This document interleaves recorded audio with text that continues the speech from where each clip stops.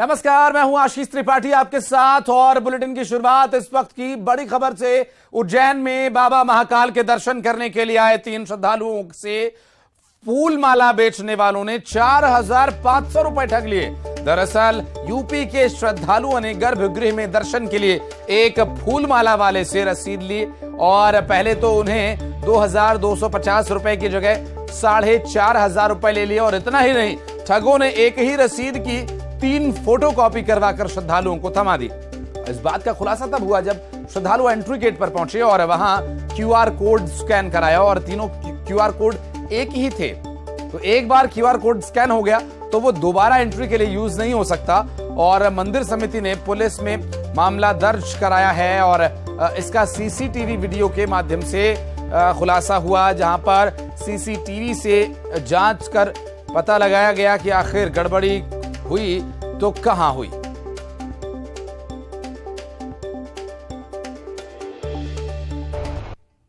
सभी के स्टेटमेंट लिए गए और जांच की गई हमारे द्वारा और जो 3 दर्शनार्थी हैं जो उत्तर प्रदेश के हैं उनके कथन लिए गए और कथन से क्लियर हुआ कि किस प्रकार से उन्होंने एक फूल वाला है उस सामने कोई व्यक्ति है उससे बात हुई, फिर किस प्रकार से मिस्टर कोठारी जो है, जो कोठारी नाम बता रहे हैं, उनसे किस प्रकार से उनको 1,500 रुपये की टिकट दी गई। ये सारी चीज़ें जो कि पूरे चारों तरफ पूरे मंदिर में, मंदिर के बाहर सीसीटीवी सर्वेलेंस सिस्टम है जिसमें पूरी रिकॉर्डिंग होती है, तो कहीं पर भी कुछ भी घटित होता है तो उसकी रिकॉर्डिंग हो जाती है। सभी के कथन लिए गए हैं, रिकॉर्डिंग के एविडेंसेस हैं और इसके आधार पर हम सभी की एफआईआर कर रहे हैं। और चूंकि इस प्रकार से जो कृत्य है वो महाकाल मंदिर की जो इमेज है, पूरी प्रबंध समिति की इमेज को खराब करता है, तो 420 प्रकरण और चूंकि आपने पूरे डॉक्यूमेंट्स को गलत तरीके से लोगों को बेचा है तो 467 की कार्रवाई कर रही है थाना प्रभारी को। तो ये जो चिंता जताई गई है मंदिर समिति की तरफ से स्वाभाविक है। और अजय हमारे सहयोगी इस वक्त हमारे साथ मौजूद हैं। अजय, बाबा के दर्शन करने के लिए देश दुनिया से लोग आते हैं, एक सेंट्रलाइज यूनिक सिस्टम होना चाहिए। काफी कुछ तैयारियां, काफी कुछ बदलाव किए गए हैं इन चीजों से बचने के लिए, लेकिन फिर भी कोई ना कोई चूना लगा ही देता है। जी देखिए, लगातार देखने में आता है कि श्रद्धालु जिस तरीके से महाकालेश्वर मंदिर आते हैं तो कई श्रद्धालु ऐसे होते हैं जिनको जल्दी में दर्शन करना होते हैं, पर उनको ये पता नहीं होता है कि उनको महाकालेश्वर मंदिर की तरफ से ये सुविधाएं दी गई हैं। इसके बावजूद भी जो छात्री ठग होते हैं उनके जाल में फंस जाते हैं और ठगी का शिकार हो जाते हैं। ऐसे ही एक मामला जो है आज आया है, उत्तर प्रदेश के श्रद्धालु थे, इनको जो 45 रसीदों की एक रसीद की फोटोकॉपी कराकर 3 रसीद बना दी और उसमें 4,500 रुपए में उन श्रद्धालुओं को दे दी गई। जब वो बारकोड स्कैन किया गया और जो महाकाल मंदिर की जो आईटी सेल की जो टीम है उन लोगों ने जब वहां पर चेक किया तो पता चला कि एक ही टिकट की जो है 3 टिकट कर ली गई है। उसके बाद महाकाल प्रबंधक समिति ने एक को तो पकड़ लिया है, जिसमें जो आरोपी था वो एक फरार है। फिलहाल जो है महाकाल प्रबंधक समिति ने जो है कार्रवाई करने के लिए महाकाल थाने में आवेदन दे दिया है, जल्द ही उनके खिलाफ कार्रवाई होगी। जी बिल्कुल अजय, निश्चित रूप से कुछ और व्यवस्थाएं बेहतर करनी होंगी मंदिर समिति को, ताकि बाहर से आने वाले श्रद्धालुओं के साथ इस तरह की ठगी ना हो, बाबा के दर्शन वो आराम से कर सकें और जा सकें। बहुत शुक्रिया अजय। और मणिपुर से वापस आ रहे छात्र, मणिपुर में फंसे छात्रों को मध्य प्रदेश लाया जाएगा और वापस लाने के लिए काम किया जा रहा है। कुल 24 लोगों को सरकार वापस लेकर आ रही है दिल्ली से, सभी को इंदौर एयरपोर्ट लाया जाएगा। और आपको बता दें कि मणिपुर में जो हिंसात्मक गतिविधियां चल रही हैं, वहां पर जो छात्र फंसे हुए थे, वहां पर जो छात्र मौजूद थे मणिपुर में, मध्य प्रदेश से पढ़ाई करने के लिए गए हुए थे और किसी काम से वहां पर मौजूद थे, उन लोगों को अब वापस लाया जा रहा है। इंदौर एयरपोर्ट वापस लाया जाएगा दिल्ली से। और अभी जो तस्वीरें आप देख रहे हैं, दरअसल ये उस बस की तस्वीर है जहां पर एयरपोर्ट से उस बस के माध्यम से इन्हें ले जाया गया दिल्ली। अरुण हमारे सहयोगी इस वक्त हमारे साथ मौजूद हैं, उनसे बातचीत करेंगे इस पूरे मामले पर। क्या कुछ डिटेल्स आगे हैं, कहां पर इस वक्त वो मौजूद हैं, क्या कुछ तैयारी इंदौर लाने के लिए अरुण है, अभी क्या मिल रहे हैं इनपुट्स?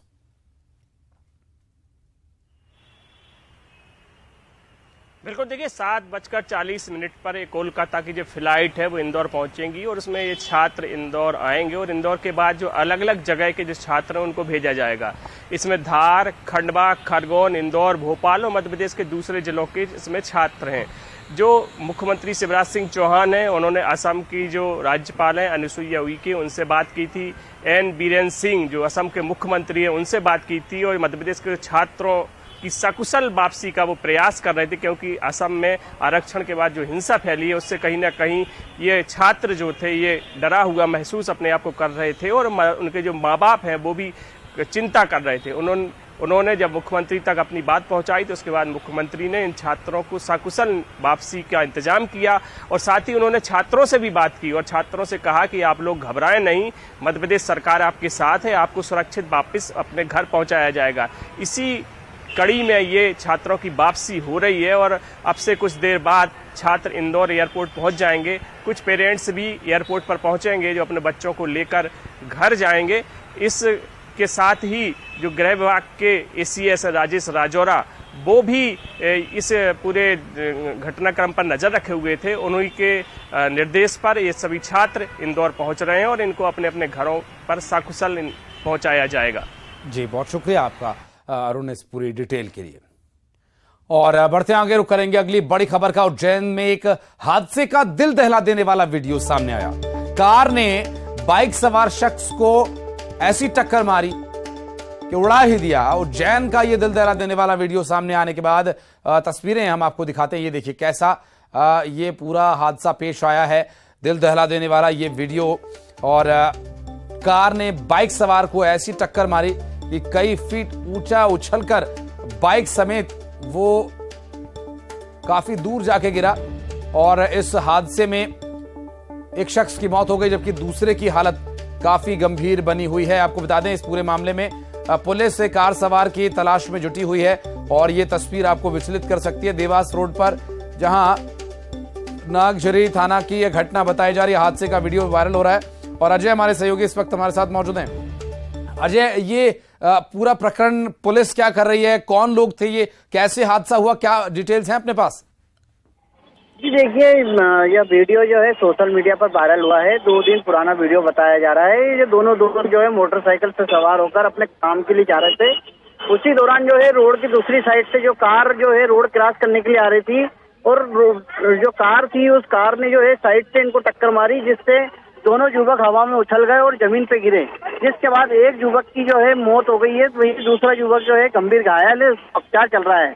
वहीं नागझरी थाना पुलिस ने जो है आरोपी कार चालक के खिलाफ जो है मामला दर्ज कर लिया है। फिलहाल कार चालक जो है वो फरार है। पुलिस जो है इस पूरे मामले में CCTV के आधार पर गलती किसकी है? क्या ये जगह कौन रेड लाइट है या कोई मोड़ है? किसकी गलती है? कौन गलत तरीके से आ रहा था? जी देखिए, ये जो बाइक सवार आ रहे हैं ये सीधा रोड उज्जैन आ रहा था और ये रोड जो बीच में से कटा हुआ है जो दूसरी जगह को जोड़ता है, तो उसी दौरान ये हादसा हुआ है। क्योंकि रोड जो कार चालक था उसको कहीं और जाना था, पर जो बाइक सवार था उसको अपने काम पे आना था। तो इसी दौरान जो है दोनों की जो है क्रॉस में एक्सीडेंट हुआ है, जिसके कारण ये बड़ा हादसा हुआ है जिसमें युवक की मौत हुई है। बहुत शुक्रिया आपका इस पूरे मामले पर जानकारी देने के लिए। और बढ़ते आगे, अलीराजपुर के जोबट में सीएम शिवराज सिंह चौहान ने जन सेवा अभियान के दूसरे चरण का शुभारंभ किया। सीएम ने इससे पहले कई विकास योजनाओं की सौगात भी दी। सीएम ने अपने संबोधन में कहा कि 16 मई से हर पंचायत में जन सेवा शिविर लगेगा और इस दौरान 67 सेवाओं का लाभ लोगों को दिया जाएगा। आम लोगों को दफ्तर के चक्कर काटने की आवश्यकता नहीं और जनसेवा शिविर में हर समस्या का हल किया जाएगा। सीएम ने लाडली बहना योजना का जिक्र किया और कहा कि इससे बहनों की जिंदगी बदल जाएगी। उन्होंने कहा कि जो लोग सरकारी योजनाओं का लाभ लेने से बच गए हैं उन सभी के नाम जन सेवा शिविर में जोड़े जाएंगे और शिविर में अधिकारी के अलावा प्रभारी भी मौजूद रहेंगे।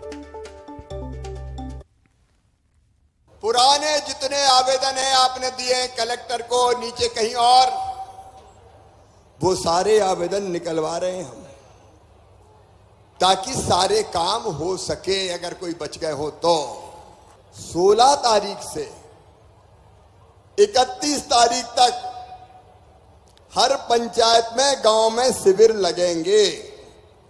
मतलब अधिकारी वहां आएंगे, प्रभारी मंत्री जी, हमारे भारतीय जनता पार्टी के सारे नेतागण बैठे, आपकी ड्यूटी भी कब कौन से गांव में शिविर लगना है वहां रहेगी, और आप जो आवेदन दोगे और जो काम होने के लायक है वो तत्काल काम करके दिया जाएगा।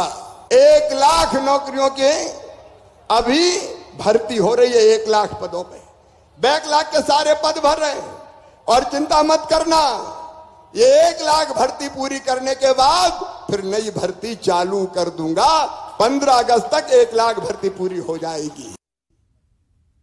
और बजरंग दल पर पाबंदी को लेकर मध्य प्रदेश में सियासत जारी है। बीजेपी ने कांग्रेस को बजरंग दल पर बैन लगाने की चुनौती दी। उधर बैकफुट पर खड़ी कांग्रेस ने इसे चुनावी एजेंडा करार दिया। साथ ही कहा कि बजरंग दल पर पाबंदी को लेकर किसी ने कुछ नहीं कहा है।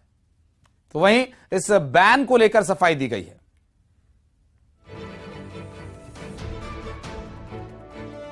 कर्नाटक में विधानसभा चुनाव के लिए वोटिंग भले संपन्न हो गई हो, लेकिन बजरंग दल पर पाबंदी को लेकर सियासत जारी है। सियासत एमपी में भी हो रही है। नरोत्तम मिश्रा ने कांग्रेस शासित राज्यों में बजरंग दल पर पाबंदी लगाने की चुनौती दे डाली है। कमलनाथ जी बजरंग दल पर प्रतिबंध लगाने का आपके नेता बोल रहे हैं। हम तो आपको जब मीर माने जब राजस्थान, छत्तीसगढ़ और हिमाचल में लगवा दो। ये मध्य प्रदेश है कमलनाथ जी। भूरिया जी को बताएं, यहां प्रतिबंध लगाना तो बहुत दूर की बात है। कोई विचार भी नहीं कर सकता है मध्य प्रदेश में प्रतिबंध लगाने का। ये झूठनाथ की तरह आप ये फिर लगातार झूठ बुलवा रहे हो अपने लोगों से, और आपकी सह पे बोला जा रहा है झूठ। मध्य प्रदेश में हरगिज नहीं होगा ये सब। आपकी सरकार आना तो है ही नहीं। वहीं मंत्री अरविंद भदौरिया ने बजरंग दल को सामाजिक संगठन बताया और कांग्रेस को हिंदू संस्कृति का विरोधी बता दिया। आप हिंदू संस्कृति के विरोधी है, बजरंगबली के विरोधी है। बजरंग दल समाज में सुरक्षा का काम करता है, भारतीय संस्कृति को पुनर्स्थापन का काम करता है। बजरंग दल एक सामाजिक संगठन है। उधर कर्नाटक में मैनिफेस्टो में बजरंग दल पर कार्रवाई के मुद्दे पर गरमाने के बाद से कांग्रेस बैकफुट पर है। पीसी शर्मा ने कहा कि किसी ने कुछ नहीं कहा है।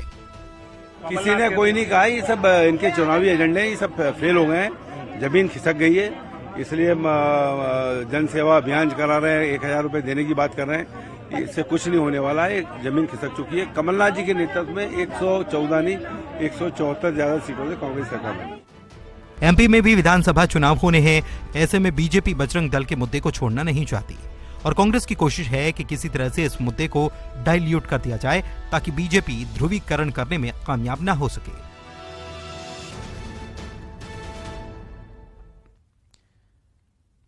और मध्य प्रदेश में भले ही विधानसभा चुनाव में वक्त है, लेकिन नेता जीत के दावे जरूर कर रहे हैं। नरोत्तम मिश्रा ने कमलनाथ पर निशाना साधा और उन पर झूठ बोलने का आरोप लगाया। नरोत्तम मिश्रा के बयान पर पीसी शर्मा ने पलटवार किया है।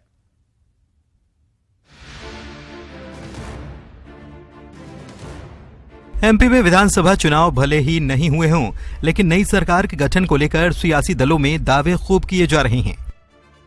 नरोत्तम मिश्रा ने कमलनाथ पर निशाना साधा और कहा कि कमलनाथ की शह पर झूठ बोला जा रहा है। नरोत्तम मिश्रा ने कमलनाथ को झूठनाथ करार दिया। जो कर रहे हैं वो एक दिन का शो था उनका, और उसमें भी उन्होंने ये गलती की है। चूंकि उनको देना तो है नहीं, सरकार उनकी आना नहीं है, इसलिए झूठ पर झूठ बोले जा रहे हैं। सिर्फ झूठ के सहारे पर वर्तमान में कांग्रेस चल रही है। कितना और झूठ बोलेंगे झूठनाथ जी। वहीं कमलनाथ को झूठनाथ कहने पर कांग्रेस ने तीखी प्रतिक्रिया दी। पूर्व मंत्री पीसी शर्मा ने बीजेपी को भारतीय झूठ पार्टी बता दिया। ये अपनी पार्टी का ही नाम ले रहे हैं। बीजेपी, बी से इनकी पार्टी है, जेपी से झूठ पार्टी। तो झूठ पार्टी है ना, ये झूठ पार्टी जब ने इल्जाम लगा रही है। और इनका तो एक सिद्धांत ही रहा है, झूठ बोलो। इनकी जो ट्रेनिंग होती है उसमें 2 पॉइंट पे होती है। झूठ बोलो, जोर से बोलो, बार बार बोलो। और बूथ पे होती है जो डरा धमका के आया है उसको ले लो, जो खरीद के आया है उसको ले लो। 2 तो इनके एजेंडे हैं। एमपी में विधानसभा चुनाव जैसे जैसे करीब आते जा रहे हैं, वैसे वैसे नेताओं के बीच जुबानी जंग तेज होती जा रही है। आने वाले दिनों में बयानों में और तल्खी भी देखने को मिल सकती है।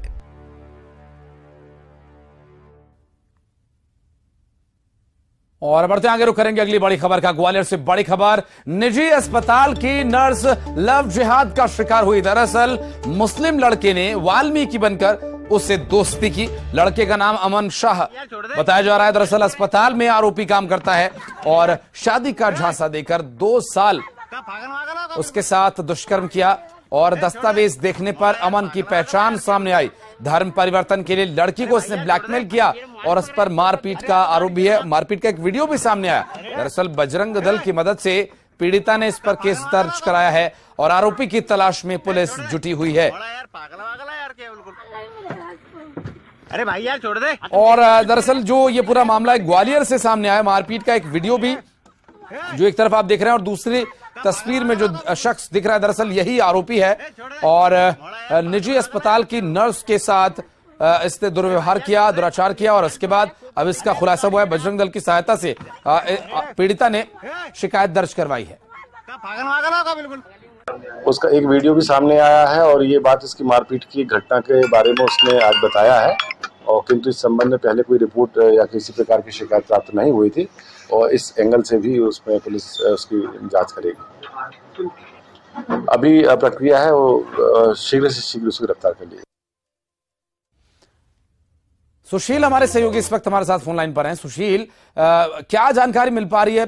क्या गिरफ्तारी करने के लिए पुलिस प्रयास कर रही है? पीड़िता की तरफ से क्या बातें कही जा रही हैं? क्या है ये पूरा मामला?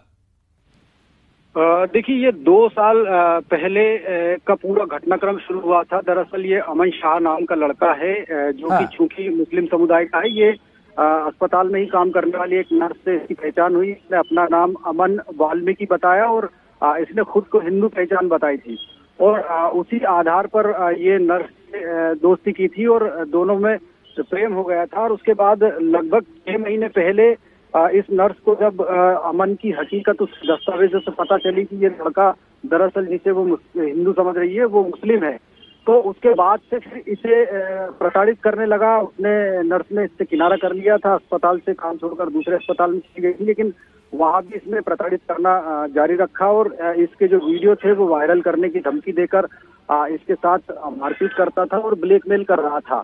तो कुछ दिन पहले भी इसने इस युवती के साथ मारपीट की और इसे गाड़ी में बिठाने की कोशिश की और लगातार ये धमका रहा था और दबाव बना रहा था कि मुस्लिम धर्म अपनाकर उसके साथ शादी कर ली जाए और युवती इसके लिए तैयार नहीं थी। और यही वजह कि आखिर में ब्लैकमेलिंग से परेशान होकर ये युवती कल रात बजरंग दल के कार्यकर्ताओं के पास पहुंची मदद मांगने के लिए और आज बजरंग दल के कार्यकर्ताओं के साथ सुरक्षा व्यवस्था के बीच कंपू थाने पहुंची। यहाँ पुलिस ने इसकी शिकायत पर FIR दर्ज कर ली है। जो अमन है आरोपी, उसके खिलाफ दुराचार, इसके साथ ही धर्म परिवर्तन की कोशिश के तहत जो है धार्मिक स्वतंत्रता अधिनियम के तहत केस दर्ज किया है। अब आरोपी की तलाश के लिए पुलिस उसके ठिकानों पर दबिश दे रही है और पुलिस का दावा है कि जल्द ही आरोपी को गिरफ्तार कर लिया जाएगा। लेकिन बेहद सनसनीखेज ये पूरा घटनाक्रम सामने आया है। बिल्कुल सुशील, बहुत शुक्रिया आपका इस जानकारी के लिए। और MP में बड़ी प्रशासनिक सर्जरी हुई। दरअसल कई IAS अधिकारियों के तबादले कर दिए गए हैं। राज्य सरकार ने आदेश जारी किया और मनीष सिंह नए जनसंपर्क आयुक्त बनाए गए हैं। वहीं राघवेंद्र सिंह को खनिज विभाग का प्रमुख सचिव बनाया गया। नवनीत कोठारी MPIDC के नए MD होंगे और विवेक पोरवाल जनसंपर्क विभाग के सचिव नियुक्त किए गए हैं।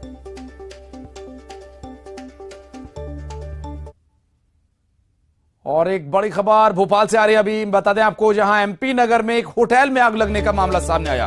होटल के निचले फ्लोर पर आग लगी है और आपको बता दें कि दमकल की कई गाड़ियां मौके पर भेज दी गई हैं। आग पर काबू पाने के लिए प्रयास किया जा रहा है और भोपाल से एक होटल में आग लगने का मामला सामने आया। एक फ्लोर पर आग लगी है और आग बुझाने के लिए दमकल की गाड़ियां मौके पर पहुंची। वासु हमारे सहयोगी इस वक्त फोन लाइन पर है। वासु, कहां का ये मामला है और क्या स्थिति है फिलहाल?